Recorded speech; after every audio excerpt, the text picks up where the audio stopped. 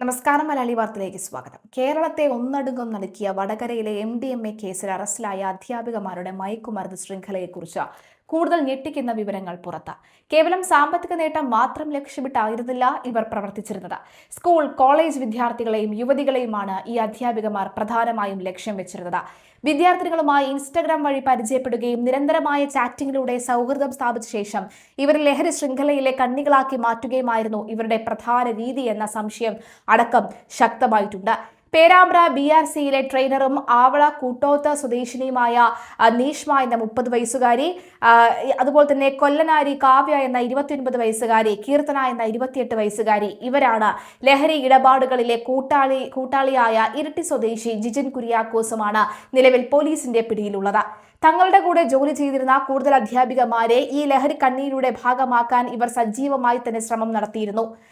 ഇത് അന്വേഷണ സംഘം കണ്ടെത്തിയിരുന്നു. ഇതിന്റെ ഭാഗമായിട്ട് ഏതെങ്കിലും മറ്റു ടീച്ചർമാർ ഈ കണ്ണിയിലേക്ക് വന്നിട്ടുണ്ടോ എന്ന് അന്വേഷണം ശക്തമാക്കുന്നുണ്ട്. മാത്രമല്ല, നിലവിലെ സാഹചര്യത്തിൽ ആദ്യഘട്ടത്തിൽ ഇവർ കേവലം ലഹരി മരുന്ന് വിൽക്കുന്ന ഏജന്റുമാർ മാത്രമായിരുന്നില്ല. എന്നാൽ സ്വയം ലഹരി ഉപയോഗിച്ച് തുടങ്ങുകയും അത് ഒഴിവാക്കാനാകാത്ത വിധം ആസക്തമായി വരികയും ചെയ്തതോടുകൂടിയാണ് ലഹരി വാങ്ങാൻ പണമില്ലാതെ ഇവർ മാഫിയയുടെ സജീവ ഏജന്റുമാരായി മാറിയത്. സ്വന്തമായി ലഹരി വാങ്ങാനുള്ള പണം കണ്ടെത്താനും ആഡംബര ജീവിതം നയിക്കാനും വേണ്ടിയാണ് പിന്നീട് ഇവർ മേഖലയിലെ വൻകിട ലഹരി വിതരണക്കാരായി മാറിയതെന്ന് പോലീസ് അന്വേഷണത്തിൽ വ്യക്തമായിട്ടുണ്ട്.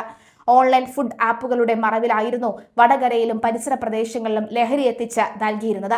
സമൂഹത്തിൽ മാന്യമായ അധ്യാപന ജോലി ചെയ്യുന്ന യുവതികളായതിനാൽ തന്നെ സംശയത്തിന്റെ നിഴലിൽ വീഴാതെ രക്ഷപ്പെടാൻ ഇവർ എളുപ്പം സാധിച്ചു.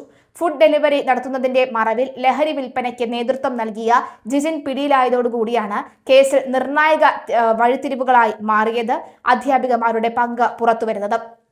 ലഹരി കടത്തിന് മറയാകാൻ വിചിത്രവും വൈവിധ്യമാർന്നതുമായ വഴികളാണ് ഈ സംഘം കണ്ടെത്തിയിരുന്നത്.